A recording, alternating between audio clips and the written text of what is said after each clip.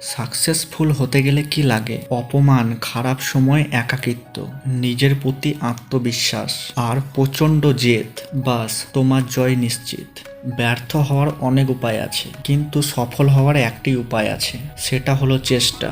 বাইরের চেহারা দেখে কাউকে বিচার করা ঠিক নয়। হতেই পারে সুন্দর পোশাকের পিছনে একটি নোংরা মন আছে, আবার নোংরা পোশাকের পিছনে একটি সুন্দর মন আছে। সব আঘাতের প্রতিশোধ নিতে নেই, কিছু আঘাতের বিচার হাসি মুখে উপরওয়ালার কাছে ছেড়ে দিতে হয়। ত্যাগ বিনা কিছুই পাওয়া সম্ভব নয়। শ্বাস নেওয়ার সময়ও আগে একটা শ্বাস ছেড়ে দিতে হয়। যার উপর বিশ্বাস থাকে না সে সত্যি বললেও মিথ্যা মনে হয়, আর যার উপর একবার বিশ্বাস এসে যায় তার মিথ্যাগুলো সত্যি লাগে। এটাই সবচেয়ে বড় ভুল। জীবনের নির্দিষ্ট লক্ষ্য না থাকলে তুমি সারা জীবন ফাঁকা মাঠের ভিতরে ছুটলেও গোল দিতে পারবে না। জীবন একটা গাছের মতো, ধীরে ধীরে বড় হয়, কিন্তু জীবনে হঠাৎ কেউ এসে ঝড়ের মতো গাছটি ভেঙে দেয়।